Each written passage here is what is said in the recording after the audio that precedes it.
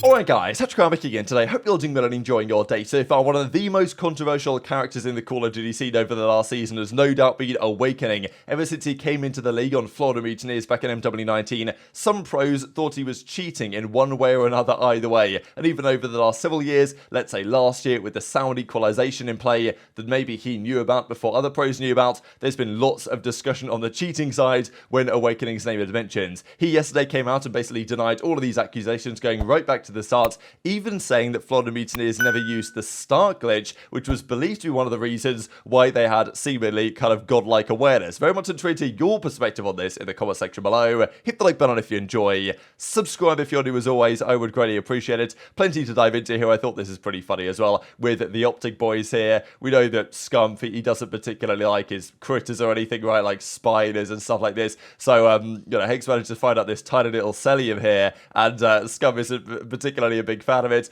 I think we've also got Bose that kind of leans over and has a look at it. It's pretty funny. Like Bose's face here is pretty hilarious, to be honest. And we actually get a mention from Methods on what a potential challenger team could be for next season. As he says, America's favorite challenger team, Scump, Nadeshot, Bose. This is what I was saying to you guys, right? I'm like, look, if Scump wants to play, and he probably doesn't want to play, but I'm sure that they talked about it, and even Zinni said the other day that they've talked about it, and they've said, look, Scump, like, do you want to do this? The fans, okay, they might roast you a little bit if you lose to Challenger kids, but they're not really going to care. Come on, they know what this is about. They know you're not really trying to get back in the league. Then again, Scump, if this game is actually good, probably will think that. I mean, maybe I should have stuck around, but I don't blame him, of course, for making the decision he made to stay retired when he had the option at the start of this season. So I'm pretty sure it's going to be Zinni and Bose, at least as a, you know, team of two in challenges.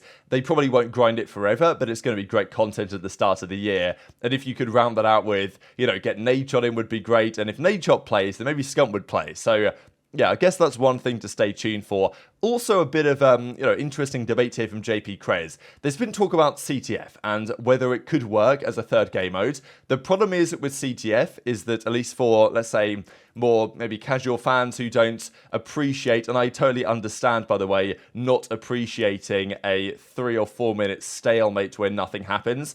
I think the high points of CTF are some of the best COD you can ever watch, but the low points are very dull. So I totally get why people will say, look, I don't really want to be playing Capture the Flag, and I get it. Now, JP's thought is, alright, could we maybe make the maps slightly favourable in terms of like flag positioning or spawns for one side or another, not necessarily just map design, in order to give some sort of like force aggression, basically force it so you can't just sit back and hide, which is maybe a good idea, but at the same time, even if you go up 2-1 or 3-1 or something, you could probably still camp it out. But it's definitely a debate, and as Doug says, if we have CTF and MW3, I'm certain it would attract more viewers, considering it was the premier game mode for the majority of the upcoming maps we will compete on. So I totally get that, and honestly, I'm thinking about maps like Slums. Slums Captured the Flag Black Ops 2, there was a quite clear good and bad side on this map. The uphill side was the bad side, the downhill side, you know, basically if you were fighting downhill, it was good for you. If you look at the image from this perspective, the team that spawned on like the far side over here, that was the good side, and the team that spawned on the other side, like kind of had to fight uphill, was on the bad side. And usually you could expect at least an extra capture, really, when you started on the good side. And that meant that if it was 0-0 and you were on the good side, you're like, well, we've got to go for this, you know, we need to get a cap here because, you know, if we go to bad side 0-0, it's not going to end up well. So I kind of get what they're saying there. I think there is a good point involved. Then again, as I say, does it stop the boring CTF moments? Like, let's say Black Ops 3, when CTF, I remember it pretty vividly, especially the European teams, Marky B would sit at the back of Stronghold and would sit on that rock and camp there the entire game. There was one map he played where he had 9 kills, 0 deaths. He didn't even die. He sat there for 10 minutes, basically, and that was the way that they would play the game. Sure, that's fine, like that got the job done sometimes, but it wasn't necessarily the best thing to watch. And maybe if a map was designed in a way that you really had to push, then, you know, that wouldn't be viable, and maybe map design has a part to play in that. But at the same time, if a team goes up 2-0 on good side, they might say, all right, you know what, on bad side, we're just going to sit back and fully camp as much as we can. But then again, respawn delay, you know, it's definitely possible for it to be good again. I do think the upsides of CTF are worthy of merit, and probably the pros will try it if it actually is a game mode in the game when it officially officially launches. Now let's talk about this whole Awakening stuff then, right? So when this player came around in the Modern Warfare 29 season during 2020, he was really a revelation. He dropped into the scene and was immediately unbelievably good. And people couldn't figure out who this kid was, because his name was going around in challenges for a little bit, but he hadn't really been, it wasn't like the top challengers prospect or anything, but he was brought in mid-season on Florida. Ogre 2 picked him up and people were like, okay, who is this guy? And then he starts coming in, dropping mad numbers. Of course, he was playing with Frosty back in the day, and obviously congratulates him on his recent Halo World Championship victory, but as Awakening says, still can't believe people thought I was hacking on MW playing on a PS4. So, and this is a fair point. I don't think, looking back, and I don't really think that people thought at the time, even though they kind of did, and we'll see the clips in a second, that he was actually like cheating, wall hacking, aimbotting, something like this. I think like pros didn't really think that. It was the other things that can be considered cheating that people probably thought that he was doing, and we'll get into exactly that in a second. So, okay, we already saw this one. Now, these were Awakening's numbers that year. He comes in, drops a 97 overall, just dominates the year, right? First year in the CDL, people were like, who even is this guy? And of course, it's online COD as well. This was one of the issues that Awakening couldn't necessarily get these questions off his name because he couldn't turn up to LAN and play in the same way because there was no LAN. Like people were waiting for like, all right, yeah, well, Cold War comes around, we get some LANs again, Awakening's going to get exposed. Didn't really happen, but he was still good at Cold War, but he wasn't maybe quite as good as he was when he came into Florida on MW19 and was just unkillable, really, and all the tourneys were online. So you can understand why pros were like, who is this guy? I haven't even heard of him. He's coming into the league smoking all of this. Surely something is wrong in this situation. So Donnie Temp looks back and says, like, you were top 5 on that game, unbelievable season.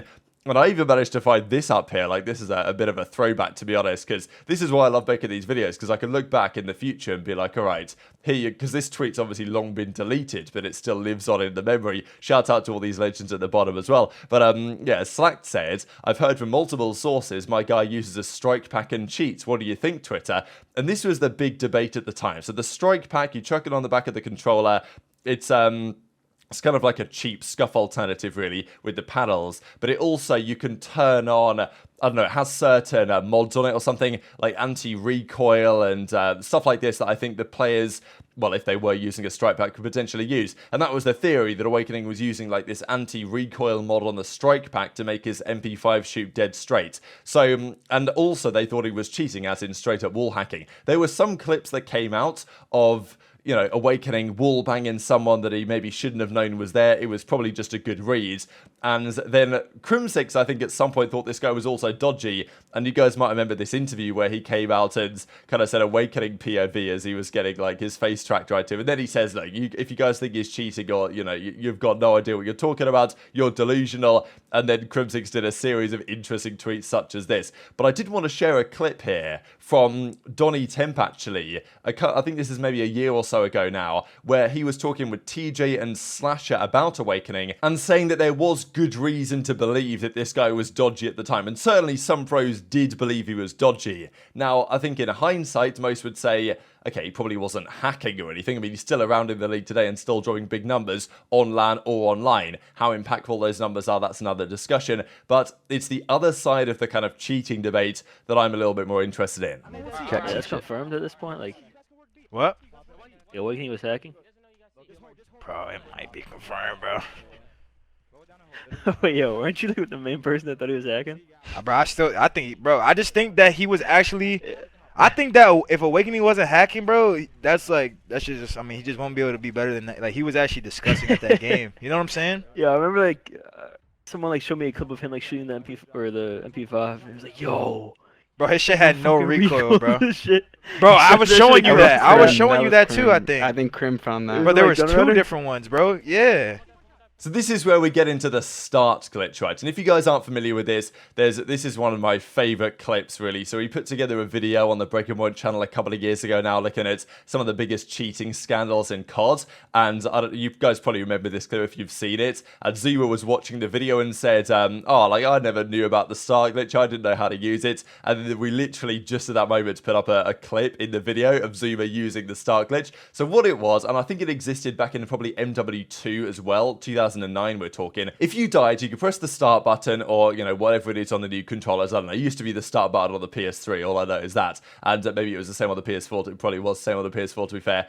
But when you were dead and you were watching the kill cam, but you had the start menu, you know, you had the main menu type thing up when you're playing the game, it would show you on the big enhanced version of the minimap what the POV was of the player you were watching in the kill cam. So you could die, press the start button, bring up the kill cam or bring up the minimap, the enhanced one I guess, and as you're watching the kill cam, you would get to see the enemy's arrow on the minimap during the kill cam and where his teammates were at the time. So, okay, it's a couple of seconds delayed, but you can use this as free information to know exactly what's going on. You die, you bring up the start, you know, press start button, bring up the minimap, and you could just see where all the enemies were. Okay, there's a few seconds delay, but it's enough to say, all right, one's heading left, one's heading right, they're going to front, and that probably that communication is just in time to help your teammates. So there was a big controversy when this was discovered that teams might have been abusing this throughout the season, and to be honest, given the fact that these guys were pro players,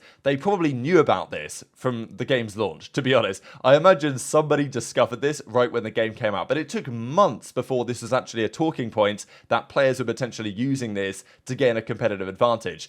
And the general feeling was, given the fact that Florida that year way overperformed on paper, obviously, look, they had Pharaoh, rest in peace, and Pharaoh was an unbelievable talent, and he was a big reason why they were so good. But their team was Havoc, Skyz, Frosty, Pharaoh, Awakening, which is, you know, you look back on that team, it's a great team, no doubt. But compared to some of the other teams, the FaZes, the Dallas Empires, you know, OpTic, Chicago Huntsmen at the time, right? These great teams, even the New York Subliners were good, even Toronto were good. Florida were really good compared to how people thought they'd be. They won a game, or they won a home series even with Morks, and then they won 2 in a row when Awakening came into the team, and people had a hard time believing they were as good as they appeared to be. And this is why people thought, especially once the start glitch was discovered, that, you know, that's what they were using. And then it kind of, you know, it was kind of outlawed, or people tried to, well, GA it and not use it anymore, and then at the end of the year, their performances suffered somewhat. So, you know, is there a correlation there? I don't know. You guys can make up your mind on that. But I think it's the general community perception that probably Florida were using it, just because probably other teams were using it as well, because once they found out that someone was using it, then everyone started to use it. But Awakening says outright, and no, we still never used the start glitch. So he says that they never used it, not even once, that Florida Mutineers ever used the start glitch, which I do have a hard time believing that's the case, just because, you know, even if Florida weren't using it more than other teams, certain teams were definitely using it. Like, there's no way that this wasn't being abused throughout the season at some point, because that's, you know, how it works. If you can get free information without getting caught, you're going to do it. And, you know, I struggle to believe that Florida didn't do it at all, but you guys can make up your mind on that, especially when it's not like Awakening has the best reputation in the recent couple of years for not doing this stuff. And I don't think he cheated necessarily. It depends what you think about this. Is it, you know, is start glitch cheating? And, you know, I think in some sense it can certainly be, but it's not cheating in the sense of your wall hacking or, you know, aimbotting or something like that. It's not quite the same level. And it is a feature of the game in the same way that the sound EQ is a feature of the game, right? And this is the interesting thing about this, right? That Awakening's been in the news a lot over the last year or so, because all the pros say that he was the prime sound equalization warrior, right? Like, he had the sound thing on. Obviously, Pred was talking about it, and some of, you know, these guys were saying that these guys belong in jail. And it wasn't that long ago where Awakening and the Boston guys refused to turn off sound EQ on LAN, and then Afro called him a plum and a freak. So, you know, anytime I get an opportunity to mention this tweet, I'll certainly bring it up. You guys know how it is. So yeah, tweet your thoughts on this, right? As Awakening initially said, like, his initial tweet I thought was fine, because it was, looking back, pretty ridiculous that people thought he was actually wall hacking on a PS4. And that, I think, definitely wasn't the case. But, you know, then when he doubles down and says that they never used the start glitch, especially with given the events of the last couple of seasons, that's where people might have some questions as to whether that's actually true or whether it's not. So, yeah, very much to your thoughts in the comments below. Hit the like button if you enjoyed. Subscribe if you're new as always. Take care. And I'll see you next time.